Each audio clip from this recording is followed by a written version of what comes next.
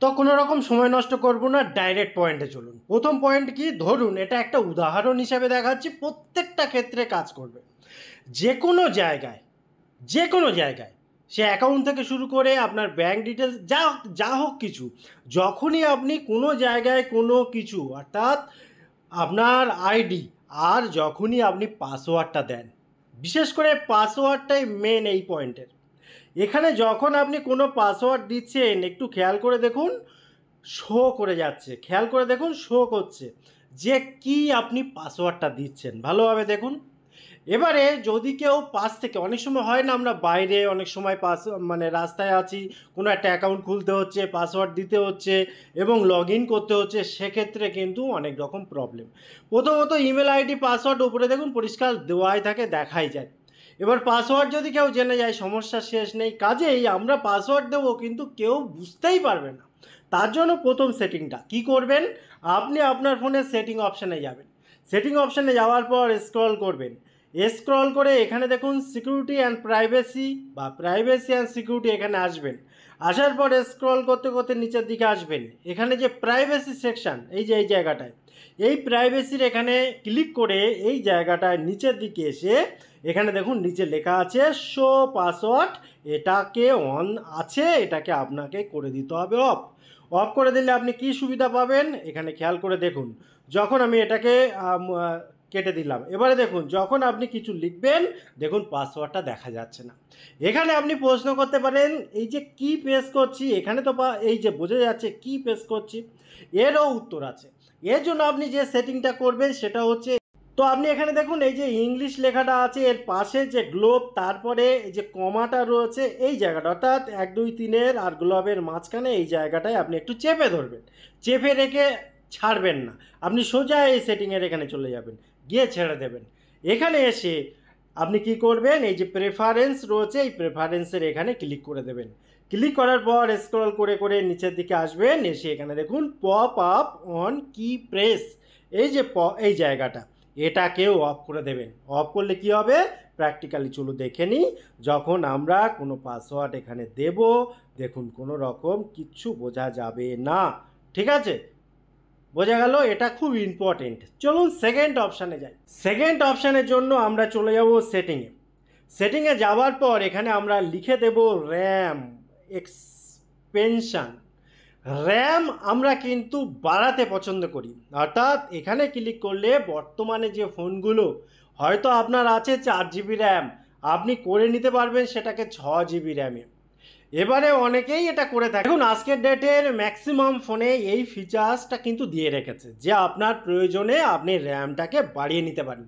হয়তো 4 GB RAM আছে, সেটাকে বাড়িয়ে 8 জিবি করে নিলেন। কি সুবিধা, যে আপনি পারফরমেন্স খুব দুরন্ত পাবেন। আদৌ তা হয় না, বরং আপনার ইন্টারনাল মেমোরিতে যেটা রয়েছে সেই মেমোরিটা কিন্তু ব্লক করে দেয়, ঠিক আছে, যেটা র্যামের ভেতরে ঢোকানোর একটা চেষ্টা হয় কিন্তু এতে হিতে বিপরীত হয়।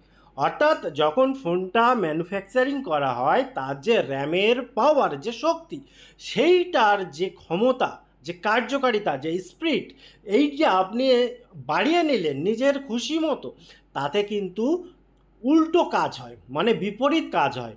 অর্থাৎ বলতে পারেন যে শুধুমাত্র দেখা চোখে আমরা দেখব যে র্যামটা বেড়েছে, কিন্তু আপনার ইন্টারনাল যে স্টোরেজ সেটার থেকে কিছুটা জায়গায় র্যামের ভেতরে নিয়ে র্যামটাকে বাড়িয়ে দেওয়া হচ্ছে, যার ফলে একটা বিকট বিক্রিয়ার ফলে আপনার পারফরমেন্স বাড়া তো দূরের কথা আরও কমে যাবে। আপনি প্র্যাকটিক্যাল করে নিতে পারেন যদি আপনি ভালোভাবে এটাকে পরীক্ষা করতে চান।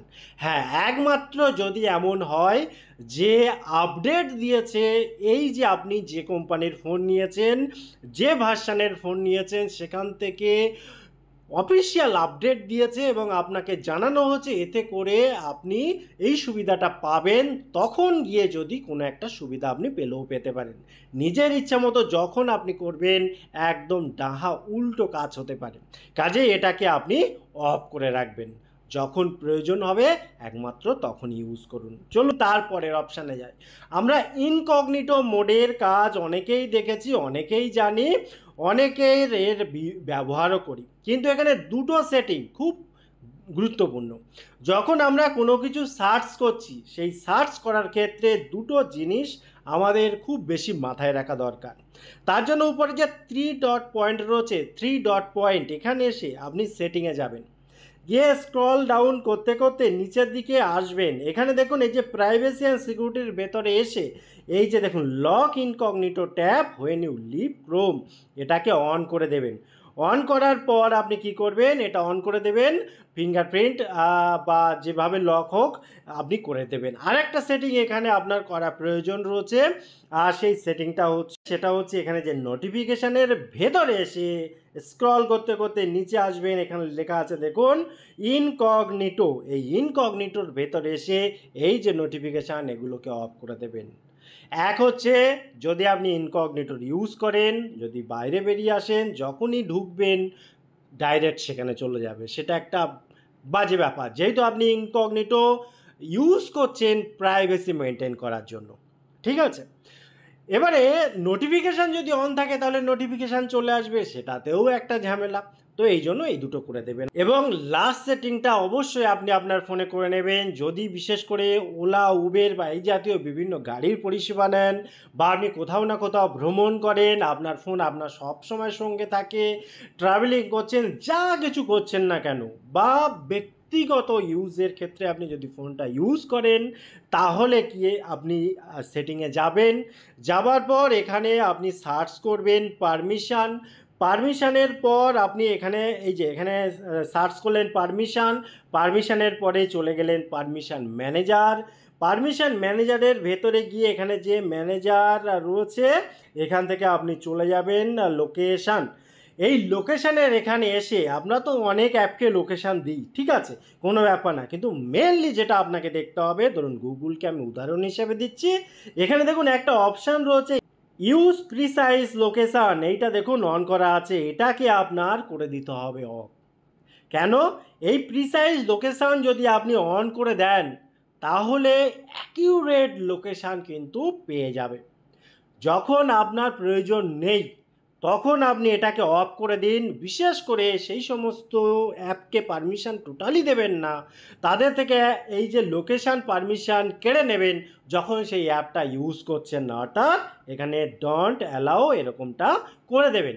ঠিক আছে, এবারে আর প্রত্যেকটা ক্ষেত্রেই ধরুন এই ক্রোম, এই যে ইউজ প্রিসাইজ লোকেশান এটাকে অফ করে দেবেন, যাতে করে আপনার অ্যাকিউরেট লোকেশান কেউ না জানতে পারে। এটা খুব বেশি সমস্যা হয়ে যায় কিন্তু অনেক ক্ষেত্রে, আপনি বিষয়টা একটু গভীরভাবে চিন্তা করে দেখবেন।